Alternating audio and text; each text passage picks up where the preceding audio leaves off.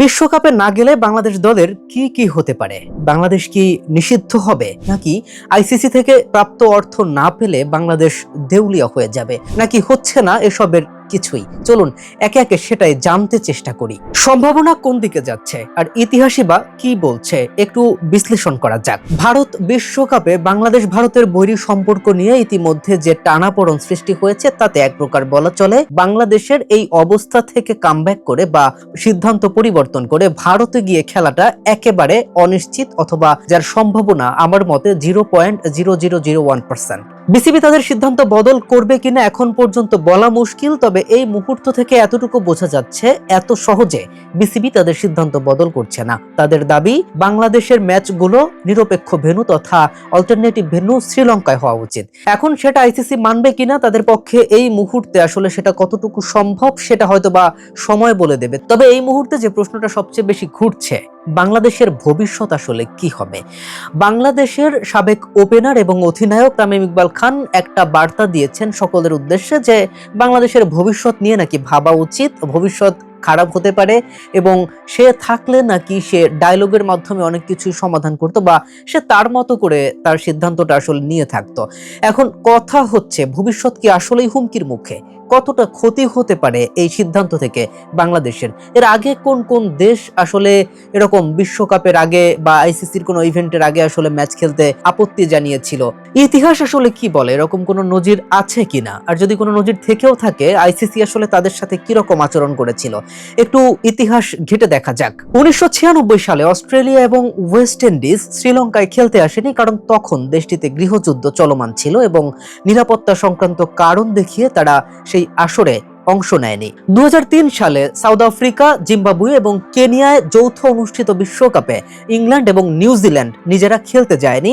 কেনিয়ায় প্রবেশ করেনি নিউজিল্যান্ড নিরাপত্তার কারণ দেখিয়ে। একইভাবে জিম্বাবুয়ের বিপক্ষে ম্যাচ নিজেরা খেলেনি ইংল্যান্ড, সেম একই কারণ দেখিয়ে, নিরাপত্তা। এবং 2011 সালের বিশ্বকাপে সহকারী আয়োজক হিসেবে পাকিস্তানে যে শ্রীলঙ্কার ক্রিকেটারদের উপরে সন্ত্রাসী হামলা হয়েছিল, তারপরে কিন্তু বাংলাদেশ, শ্রীলঙ্কা এবং ভারতে যৌথ প্রযোজনায় বিশ্বকাপ সম্পন্ন হয়েছিল। পাকিস্তানে পরবর্তী ম্যাচগুলো কিন্তু আর হয়নি। আর সবশেষে 2025 সালের চ্যাম্পিয়ন ট্রফিতে পাকিস্তানে যায়নি ভারত, অল্টারনেটিভ ভেন্যু হিসেবে দুবাইয়ে তাদের ম্যাচ কিন্তু আয়োজন করেছিল আইসিসি। কি মনে হচ্ছে, দলগুলোকে নিষিদ্ধ হয়ে গিয়েছিল? এত কিছুর পরেও আইসিসির সদস্য পদ পর্যন্ত বাতিল করা হয়নি। নিষেধাজ্ঞা তো অনেক অনেক দূরের ব্যাপার। সেই দিক থেকে বিবেচনা করলে আপাতত বাংলাদেশের নিষিদ্ধ হওয়ার কোন রকমের সম্ভাবনা অন্তত আমি ব্যক্তিগতভাবে দেখছি না। অবশ্য এটা হবেও না, সম্ভাবনা খুবই খুবই খুবই কম। যেটা হতে পারে, আইসিসি ইভেন্টে যোগ দিলে বা আইসিসির কোনো ইভেন্টে অংশগ্রহণ করলে একটা মোটা দাগে অর্থ পেত বাংলাদেশ, একটা মোটা দাগের অর্থ, যেটা বাংলাদেশ ক্রিকেটের জন্য অবশ্যই অবশ্যই খুব গুরুত্বপূর্ণ, বিসিবির জন্য যেটা খুবই গুরুত্বপূর্ণ। তবে গুরুত্বপূর্ণ মানে কিন্তু এটা নয় যে সেটা না হলে বাংলাদেশ ক্রিকেট বোর্ড দেউলিয়াও হয়ে যাবে, বাংলাদেশ ক্রিকেট আর চলবে না। অনেকের মতে বাংলাদেশ ক্রিকেটের ভবিষ্যৎ নাকি অন্ধকারের দিকে যাচ্ছে, যেটা আমি অন্তত ব্যক্তিগতভাবে দেখছি না। বাংলাদেশের ভবিষ্যৎ আসলে অন্ধকারের দিকে যাচ্ছে। ক্ষতির যে বড় দিকটা, একটা টুর্নামেন্টে অংশ নিচ্ছে না বাংলাদেশ, একটা বিশ্ব মঞ্চে বাংলাদেশের পতাকা উঠছে না, কিন্তু তার চেয়ে বড় কথা হচ্ছে রাষ্ট্রীয় মর্যাদা।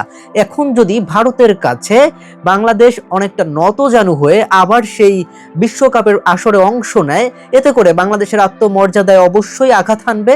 একই সাথে বিসিবির সিদ্ধান্ত পরিবর্তন করলে যে বাংলাদেশের ক্রেজি ফ্যান বেজ নিঃসন্দেহে বাংলাদেশি ফ্যান বেজের রেশানলে পড়তে হতে পারে বিসিবিকে। তারা অবশ্যই বাংলাদেশ ক্রিকেট বোর্ডকে গাদ্দার হিসেবে সম্বোধন করবে একটা পক্ষ, অবশ্যই। কেননা তারা অবশ্যই মনে প্রাণে চায় বাংলাদেশ দলের আত্মমর্যাদার জায়গাটা পাকাপোক্ত থাকুক। নিরাপত্তা ইস্যুতে ভারতে অন্তত বাংলাদেশ দল না গিয়ে খেলুক। যদি শ্রীলঙ্কা অল্টারনেটিভ ভেন্যু হয়ে যায়, অবশ্যই সেটা বাংলাদেশ ক্রিকেটের জন্য ভালো, বিশ্ব ক্রিকেটের জন্য ভালো বলেই বলবো।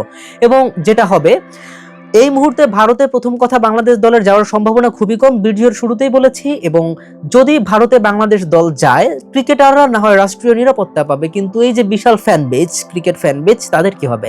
তারা কি কেউ, কোনো একজন মানুষ ভারতে গিয়ে খেলা দেখার মতো অবস্থা আছে? ভিসা জটিলতা, উগ্রবাদিতা, সবশেষে গণমাধ্যম কর্মী, যেটা আসলে বাংলাদেশ ক্রিকেটের প্রচার প্রসারে ব্যাপক ভূমিকা রাখে, স্পন্সরশিপ থেকে আয়, সমস্ত কিছু মিলে আসলে যারা অনেক বেশি ভূমিকা রাখে, গণমাধ্যম কর্মী। একজন গণমাধ্যম কর্মীরও কি আসলেই ভারতে এই মুহূর্তে নিরাপদ? বর্তমান চলমান যে সংকট, সেখানে